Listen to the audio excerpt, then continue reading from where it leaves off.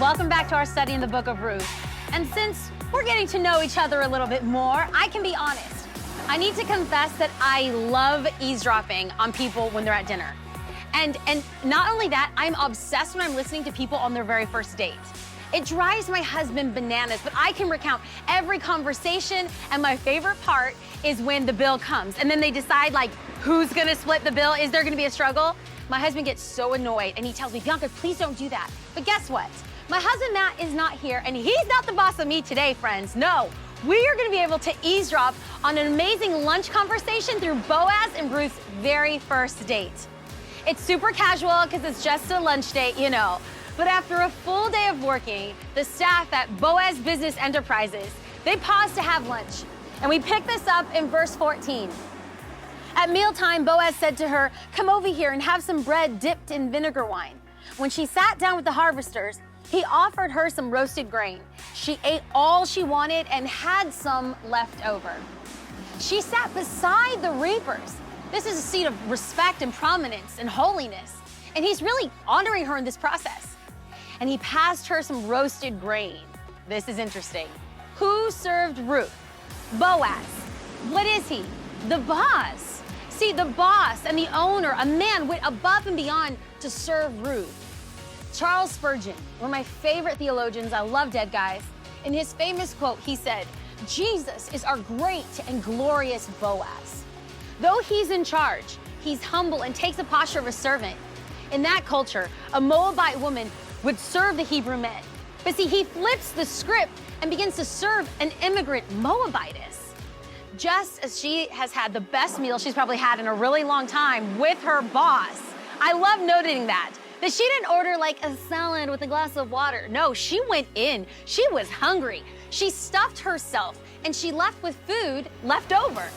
She's packing this up, probably thinking of Naomi taking food home for her. She's probably putting it in her pockets. She might even be stuffing it in her bra, like she's a little gangster, right? She's hungry.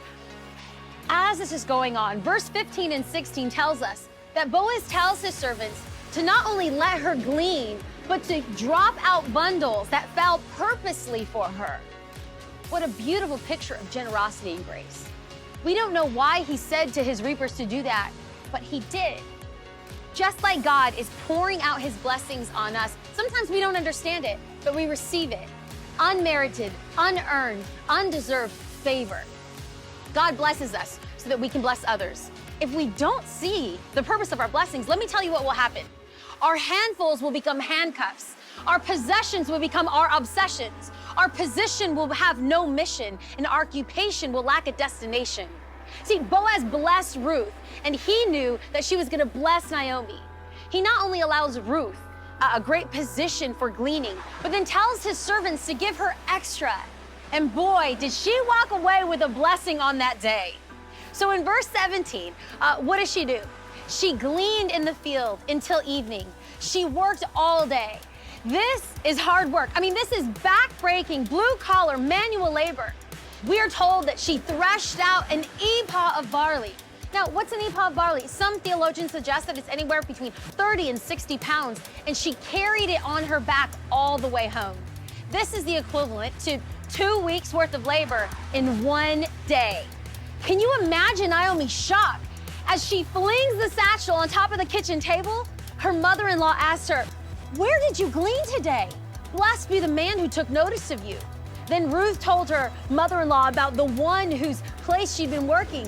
The name of the man I worked with today is Boaz, she said.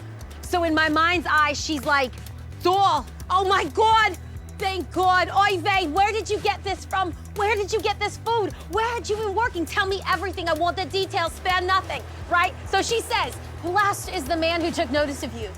Now remember, this is Mara, the bitter woman who is now Naomi. She's worshiping God again. She's blessing again. Ruth told her, I ended up in the field of Boaz. Yes, remember, friends, Boaz, strong man, protector, provider, defender. I mean, we need a roar for that, man. The cry of Naomi's heart in Ruth chapter 2:2 was that God would give her favor in the eyes of someone, and God has given her favor and grace and mercy and kindness in the eyes of Boaz. But it gets better. In verse 20, the Lord blessed him. Naomi told her daughter-in-law, he has not stopped showing his kindness to the living and to the dead. She added, that man is our close relative. He is one of our guardian redeemers. Guess what Hebrew word she uses here? Hesed. Remember that word that we discussed in our last session, translated kindness or loving kindness? It's the wonderful attributes of God, the love, grace, mercy, patience, kindness, long-suffering. It's the provision of God. In Galatians, it is referred to as a fruit of the Spirit. Remember that? Love, joy, peace, patience, kindness, goodness, gentleness, self-control. It is the hesed of God. Naomi is essentially saying, I know God was a God of hesed, and now I know that he has put hesed on me. He's put hesed on you. He's put hesed on us. And I pray that God would have hesed on Boaz, because Boaz has hesed us. She's saying that Boaz here is reflecting the nature and the character and the attributes of God. Not that Boaz is God, because he's not, he's just a man. But as an image bearer of God, he is like a mirror reflecting the love and compassion and the grace and the mercy and the provision that God has given to these women. Naomi sees all of this and her heart changes from bitterness to blessing. And she says, you have met a godly man. Praise be to God for answering our prayers. She goes on to say, this man is a close relative of ours. He's one of our redeemers. It just so happened that Ruth moved to Bethlehem. It just so happened that she got converted along the way.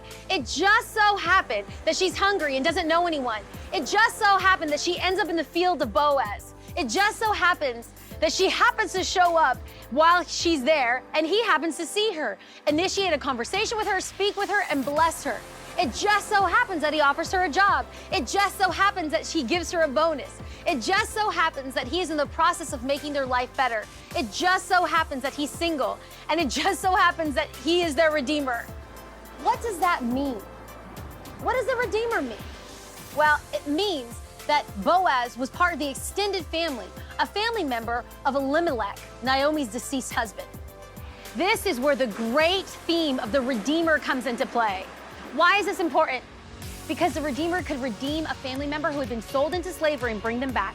They could redeem land that needs to be sold, or they can redeem a family through their name, through a levirate law.